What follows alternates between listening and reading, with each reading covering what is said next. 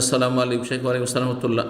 আমরা যারা সাধারণ মুসলিম, আমাদের দিন সম্পর্কে তেমন জ্ঞান নেই, আমরা দিনের জন্য মেহনত করি না, বরং গুনাহও করে ফেলি। শেখ, জান্নাতে 100টির অধিক স্তর রয়েছে। শেখ, আমরা তো চাই রাসূলুল্লাহ সাল্লাল্লাহু আলাইহি ওয়াসাল্লামের সাথে একই জান্নাতে থাকতে, আমাদের কি করার? নবী সাল্লাল্লাহু আলাইহি ওয়াসাল্লামের সাথে মাশাআল্লাহ একই সাথে থাকতে চান, জান্নাতে থাকতে চান, আবার 100টা মর্যাদা যে স্তর রয়েছে জান্নাতে তার আপনি ওপর লেভেলে থাকতে চান।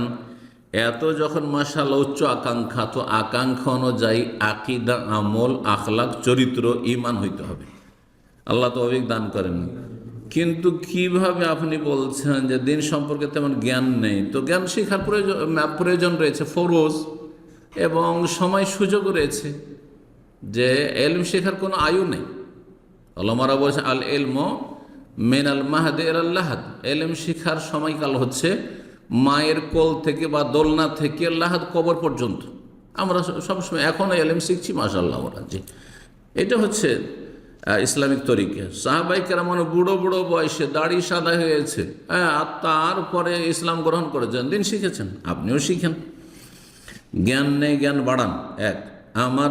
আমরা দিনের জন্য মেহনত করি না, মেহনত করেছেন না, করেন, দাওয়াতি কাজ করেন, এটা তৃতীয় লেভেল। আগে ইমান এলেম ঠিক করুন, এমান, তারপরে আমল বাড়ান। আপনি ফরজ যথাযথ আদায় করেন, হারাম থেকে পুরোপুরি বেঁচে থাকেন, সুন্নত নফল বেশি বেশি পড়ান, অপছন্দনীয় কথা কাজ থেকে দূরে থাকুন।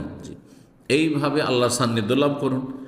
মেহনত করেন না, মেহনত করেন, আপনি দাওয়াতি কাজ করেন, তাহলে আপনি আম্বিয়া রসুলগণের কাছাকাছি হইতে পারবেন। কারণ আম্বিয়া রসুলগণের পেশা হচ্ছে দাওয়াত। সুতরাং যারা যেই পেশার, সেই পেশার লোকের সাথে দুনিয়াতে স্থান পায়।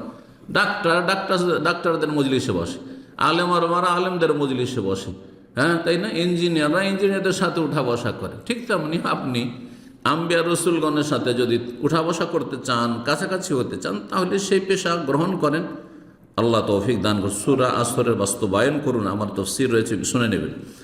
তারপরে বলছেন যে বরং গুনাহও করে ফেলি, গুনাহ থেকে তওবা করেন, পাক পবিত্র হয়ে যান। গুনাহ হচ্ছে নাপাকি, আর শরীরে পেশাব পায়খানার নাপাকি লেগে গেলে সাথে সাথে মানুষ ধুয়ে গোসল করে পরিষ্কার পরিচ্ছন্ন হয়, আপনিও সেই রকম। তওবা হচ্ছে আপনার পরিষ্কার পরিচ্ছন্ন হওয়া। আল্লাহ তৌফিক দান করুন এবং আকাঙ্ক্ষার চাইতে বেশি আমল করা তৌফিক দান করুন।